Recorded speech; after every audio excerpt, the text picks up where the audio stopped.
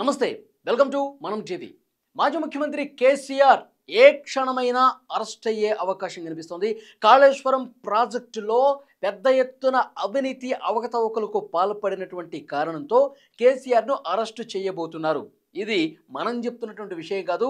డైరెక్ట్గా కేసీఆరే ఎర్రవెల్లి ఫామ్ హౌస్లో ఆ పార్టీ నాయకులతో భేటీ సందర్భంగా ఈ వ్యాఖ్యలు చేశారు.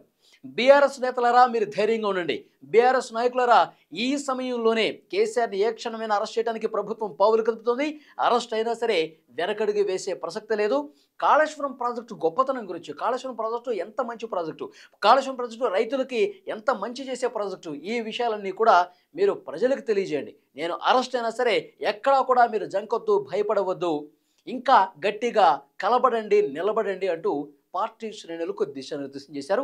ఎర్రవల్లి ఫామ్ హౌస్లో అందుబాటులో ఉన్నటువంటి ముఖ్య నేతలతో ఆయన భేటీ సందర్భంగా ఈ వ్యాఖ్యలు చేశారు. ఏ క్షణమైనా నన్ను అరెస్ట్ చేయవచ్చు, ధైర్యంగా ఉండండి. ఎందుకు ఆ మాట అన్నారంటే, ఈరోజు క్యాబినెట్ భేటీ జరిగింది. ముఖ్యమంత్రి రేవంత్ రెడ్డి గారి అధ్యక్షతన క్యాబినెట్ భేటీ జరిగింది. ఆ క్యాబినెట్ భేటీలో కాళేశ్వరం ప్రాజెక్టుకు సంబంధించి కాళేశ్వరం ప్రాజెక్టులో అవినీతి జరిగిందన్న ఉద్దేశంతో ప్రభుత్వం కాళేశ్వరం ప్రాజెక్టు అవినీతిని నిగ్గు తేల్చాల్సినటువంటి విషయానికి సంబంధించి ఒక కమిషన్ ఏర్పాటు చేశారు. Justice PC Ghosh commission already నివేదిక సమర్పించింది ప్రభుత్వానికి. ఆ నివేదిక మీద ఇవాళ క్యాబినెట్ భేటీలో చర్చ జరిగింది. మొత్తం 650 పేజీలతో కూడినటువంటి ఈ నివేదికని వాళ్ళు దాదాపు ఒక 60 పేజీల సారాంశంగా షార్ట్కట్ చేశారు. ఈ 60 పేజీల సారాంశానికి సంబంధించి ఆ నివేదికలో ఏముందో కూడా నీటిపారుదల శాఖ మంత్రిగా ఉన్నటువంటి ఉత్తమ్ కుమార్ రెడ్డి గారు ఇవాళ క్యాబినెట్ భేటీలో పవర్ పాయింట్ ప్రజెంటేషన్ ఇచ్చారు. ఆ ప్రజెంటేషన్లో చాలా స్పష్టంగా ఉత్తమ్ కుమార్ రెడ్డి గారు ఆ నివేదికలో ఏముంది, ఏ విధంగా అవినీతి జరిగింది, ఏ విధంగా అవకతవకలకు పాల్పడ్డారు, ఎంత నాసిరకం ప్రాజెక్టు నిర్మించారు, ఎంత డబ్బులు కొల్లగొట్టారు, ఇవన్నీ కూడా పవర్ పాయింట్ ప్రజెంటేషన్ ఇచ్చారు క్యాబినెట్ భేటీలో ఉత్తమ్ కుమార్ రెడ్డి గారు. సో అందుకనే ముఖ్యమంత్రి రేవంత్ రెడ్డి గారు ఒక కీలక నిర్ణయం తీసుకోబోతున్నారు. మొత్తం వాస్తవాలు వెలుగులోకి వచ్చాయి కాబట్టి పిసి ఘోష్ నివేదిక కూడా ఇక్కడ అవినీతి జరిగింది, వేల కోట్ల రూపాయల కమిషన్లకు పాల్పడ్డారు అన్న సమాచారం ఈ నివేదిక బయటపెట్టారు కాబట్టి ఇక నేరుగా కేసీఆర్ని అరెస్ట్ చేయటమే తర్వాయి భాగం. ఇది చెప్పకనే చెప్పారు రేవంత్ రెడ్డి అని చెప్పి చర్చ ఉంది. సో కేసీఆర్ ఆల్రెడీ ఒకవైపు క్యాబినెట్ భేటీ జరుగుతుంది, మరోవైపు ఎర్రవల్లి ఫామ్ హౌస్లో మాజీ ముఖ్యమంత్రి కేసీఆర్ తన పార్టీ నాయకులతో భేటీ నిర్వహించారు. సైమల్టేనియస్గా రెండు ఒకే దఫా జరిగిన పరిస్థితి. అంటే రేవంత్ రెడ్డి ఆలోచన ఏ విధంగా ఉంటుంది, రేవంత్ రెడ్డి నెక్స్ట్ ఏం చేయబోతున్నారు, కేసీఆర్ అరెస్టు జరిగే అవకాశం ఉందని చెప్పి ప్రభుత్వంలో జరుగుతున్నటువంటి చర్చ నేరుగా కేసీఆర్ ఊహించి నా అరెస్ట్ ఇక జరగబోతుందని చెప్పి ఆ పార్టీ నాయకులకు కన్ఫర్మ్ చేసి చెప్పినట్టుగా ఇన్ఫర్మేషన్ వస్తుంది. సో ఇక్కడ మనకి క్లియర్గా ఒక సమాచారం అయితే బయటకు వస్తుంది. హైదరాబాదులో, ముఖ్యంగా హైదరాబాద్ చుట్టుపక్కల జిల్లాల్లో పెద్ద ఎత్తున పోలీసు బలగాలను కూడా మోహరిస్తబోతున్నట్టుగా తెలుస్తోంది. ముఖ్యంగా తెలంగాణ భవన్ దగ్గర కూడా పోలీసుల్ని మోహరించే అవకాశం ఉన్నట్టుగా కనిపిస్తోంది.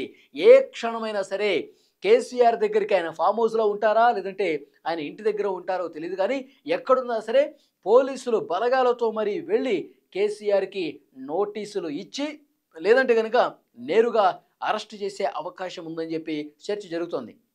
సో డెఫినెట్గా తెలంగాణ రాష్ట్ర రాజకీయాల్లో ఒక కుదిపేటువంటి అంశంగా దీన్ని చూడాల్సిన అవసరం ఉంది. రేవంత్ రెడ్డి ముందు నుంచి చాలా పక్కాగా చెప్తా ఉన్నారు, కాళేశ్వరం ప్రాజెక్టు ఇది 100% నాసిరకంగా నిర్మించారు, రైతుల నోట్లో మట్టి కొట్టారు, వాళ్ళు కోట్ల రూపాయలు దోచేసుకున్నారు, తండ్రి కొడుకులు అల్లుడు అందరూ కూడా జైలుకి వెళ్లాల్సినటువంటి పరిస్థితి ఉంటుంది అని కూడా చాలా స్పష్టంగా ఆయన చెప్తా ఉన్నారు.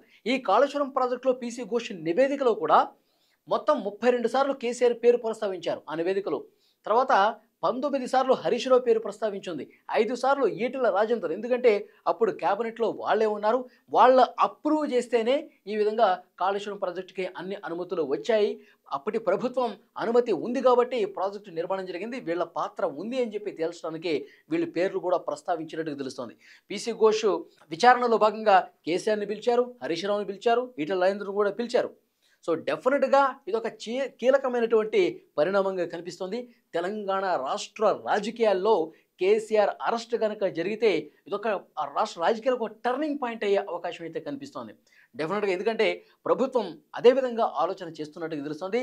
తప్పు జరిగిందని చెప్పి నివేదిక కూడా తేల్చింది కాబట్టి మేము అరెస్టు చేస్తున్నాం, చట్ట ప్రకారం తమ పని తాము చేయటానికి సిద్ధంగా ఉన్నామని చెప్పి ఒక సంకేతం రేవంత్ రెడ్డి ఇవ్వబోతున్నారనేది కూడా చాలా క్లియర్గా తెలుస్తోంది. సో ఎలాంటి అవాంఛనీయ ఘటనలు జరగకుండా, ఎందుకంటే మాజీ ముఖ్యమంత్రి బీఆర్ఎస్ పార్టీ అధ్యక్షులు సో కేసీఆర్ అరెస్టుకి రంగం సిద్ధమైందన్న వార్త వస్తేనే రాష్ట్ర వ్యాప్తంగా కూడా ఒక సంచలనమైంది.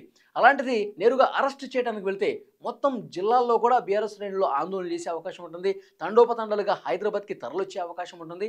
సో డెఫినెట్గా అలాంటి పరిస్థితి వస్తే ఎక్కడా కూడా అవాంఛనీయ ఘటనలు జరగకుండా ఉండేందుకు పెద్ద ఎత్తున పోలీసు బలగాలను కూడా మోహరించబోతున్నట్టుగా మనకైతే ఇన్ఫర్మేషన్ వస్తుంది. చూద్దాం, నిజంగానే కేసీఆర్ అరెస్టు, కేసీఆరే చెప్పారు నా అరెస్టు జరగబోతోంది, ఏదైనా జరగచ్చు, ఏ క్షణమైనా జరగచ్చు, మీరు ధైర్యంగా ఉండండి అని చెప్పి ఎరవల్లి ఫామ్ హౌస్లో ఆయనే అన్న నేపథ్యంలో ఇక్కడ చూస్తే డైరెక్ట్గా రేవంత్ రెడ్డి కాళేశ్వరం ప్రాజెక్టు నివేదిక మీద పవర్ ప్రజెంటేషన్ విన్న నేపథ్యంలో అడుగులు అట్లాగే పడబోతున్నాయి.